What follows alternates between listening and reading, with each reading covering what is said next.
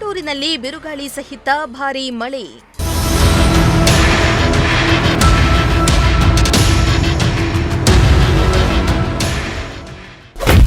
ಮಳೆ ಗಾಳಿಯಿಂದ ಬೆಳೆ ಹಾನಿ ಪ್ರದೇಶಕ್ಕೆ ಡಿಸಿ ವಿಸಿಟ್.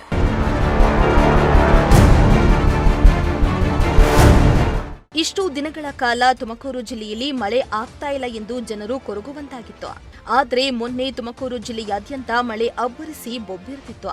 ಭಾರೀ ಮಳೆಯಿಂದಾಗಿ ಜಿಲ್ಲೆಯಾದ್ಯಂತ ನಾನಾ ಅವಾಂತರಗಳನ್ನು ಸೃಷ್ಟಿ ಮಾಡಿದೆ. ಭಾರೀ ಮಳೆ ಗಾಳಿಯಿಂದಾಗಿ ಬೆಳೆ ಹಾನಿ ಜೊತೆಗೆ ನಾನಾ ಸಂಕಷ್ಟ ಎದುರಾಗಿದ್ದು, ಹಾನಿಯಾದ ಪ್ರದೇಶಕ್ಕೆ ಇಂದು ಡಿಸಿ ಶುಭಕಲ್ಯಾಣ್ ಭೇಟಿಯನ್ನ ನೀಡಿ ಪರಿಶೀಲನೆಯನ್ನ ನಡೆಸಿದ್ರು.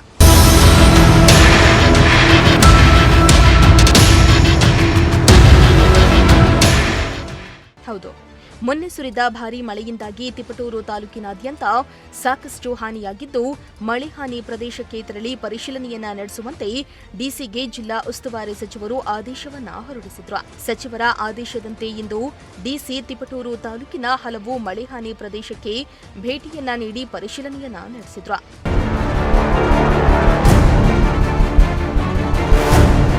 ತಿಪಟೂರು ತಾಲೂಕಿನ ಕಿಬ್ಬನಹಳ್ಳಿ ಹೋಬಳಿಯ ರಜತಾದ್ರಿಪುರದಲ್ಲಿ ಮಳೆಯಿಂದಾಗಿ ಸಾಕಷ್ಟು ಹಾನಿಯಾಗಿದೆ. ಬಿರುಗಾಳಿ ಸಹಿತ ಮಳೆಗೆ ತೆಂಗು, ಬಾಳೆ, ಅಡಿಕೆ ಸೇರಿ ನಾನಾ ಬೆಳೆ ನಾಶವಾಗಿದ್ದು, ಬೆಳೆ ಹಾನಿ ಪ್ರದೇಶಕ್ಕೆ ಅಧಿಕಾರಿಗಳೊಂದಿಗೆ ಡಿಸಿ ಭೇಟಿಯನ್ನ ನೀಡಿ ಪರಿಶೀಲನೆಯನ್ನ ನಡೆಸಿದ್ರು.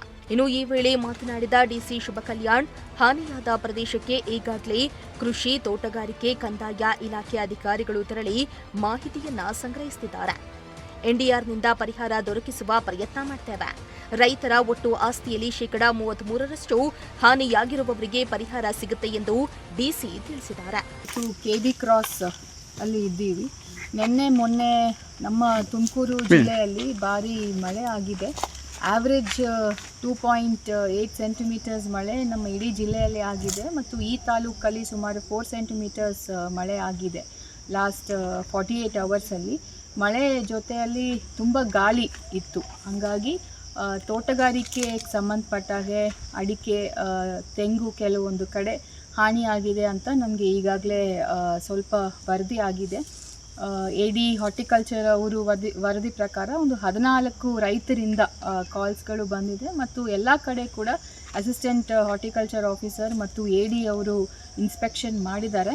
ಅವರು ಏನು ವರದಿಯನ್ನು ಸಲ್ಲಿಸ್ತಾರೆ ಅದು ಮೇರೆಗೆ ನಾವು NDRF ಗೈಡ್ಲೈನ್ಸ್ ಪ್ರಕಾರ ಈಗ ಒಬ್ಬ ರೈತರ ಹತ್ರ ಎಷ್ಟು ವಿಸ್ತೀರ್ಣ ಇದೆ ಅದರಲ್ಲಿ ಒಂದು 33% 33% ಹಾನಿಯಾಗಿದ್ದರೆ 1 ಹೆಕ್ಟೇರಿಗೆ ಇಷ್ಟು ಅಂತ NDRF ಗೈಡ್ಲೈನ್ಸಲ್ಲಿ ನಮಗೆ ಇದೆ. 22,000 ಆ ಥರ NDRF ಗೈಡ್ಲೈನ್ಸ್ ಪ್ರಕಾರ ನಾವು ಪರಿಹಾರವನ್ನು ನಾವು ಕೊಡ್ತೀವಿ. ಈಗ ಸದ್ಯಕ್ಕೆ ನಾವು ಎಲ್ಲ ಫೀಲ್ಡ್ ಲೆವೆಲ್ ಆಫೀಸರ್ಸು, ತೋಟಗಾರಿಕೆ ಇರ್ಬೋದು ಮತ್ತು ನಮ್ಮ ಕಂದಾಯ ಇಲಾಖೆ, ಕೃಷಿ ಇಲಾಖೆ ಇವರಿಗೆಲ್ಲ ಹೇಳಿರೋದು, ರೈತರಿಗೆ ಇಮಿಡಿಯೇಟಾಗಿ ಅವ್ರೇನಾದರೂ ಇಶ್ಯೂಸ್ ಅಂತ ಕಾಲ್ ಮಾಡಿದ ತಕ್ಷಣ ಅವರು ಫಾರ್ಮ್ಗೆ ಹೋಗಬೇಕು, ಹೋಗಿ ಏನಂತ ವರದಿ ಮಾಡಬೇಕು ಅಂತ ನಾವು ಇಮಿಡಿಯೇಟಾಗಿ ಇನ್ಸ್ಟ್ರಕ್ಷನ್ಸ್ ಕೊಟ್ಟಿದ್ದೀವಿ. ಎಲ್ಲರೂ ಕೂಡ ಫೀಲ್ಡ್ ಆಫೀಸರ್ಸ್ ಫೀಲ್ಡಲ್ಲಿ ಇದ್ದು ಕೆಲಸವನ್ನು ಮಾಡ್ತಿದ್ದಾರೆ. ಸೊ ಇವತ್ತು ನಾಳೆ ಒಳಗಡೆ ನಮಗೆ ಕನ್ಸಾಲ್ಟೇಟ್ ಮಾಡ್ತೀವಿ ಎಲ್ಲಿ ನಮಗೆ ಸಮಸ್ಯೆ ಇದೆ ಅಂತ.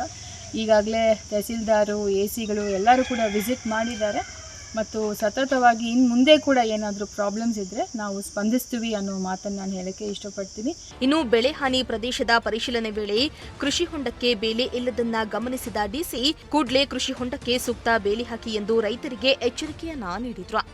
ಕಿರಣ್, ಪ್ರಜಾಶಕ್ತಿ ಟಿವಿ, ತಿಪಟೂರು.